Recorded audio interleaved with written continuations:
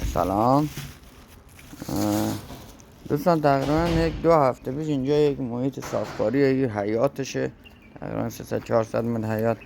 چند وقت پیش دوستمون صاحب صافکاری یک سگی رو از تو خیابون پیدا میکنه، دیده بوده کم پای عقبش کجه، ایره برده بود دام پزشکی، قرص آمپول زده بودن، برد اینجا بهش رسیدگی کردیم، حیوان خوب شد. حالا یکی دیگه از دوستان اومد اینجا و گفت یک دونه ما تو خونه داریم، چون محیط آپارتمانی بیارمش اینجا. گفتیم بیار. حالا این دوتا رو آورده. حالا امروز هم خداییش رفتم یعنی براشون نگاه شنسل مرغ کردم، قشنگ بسته بندی کردم.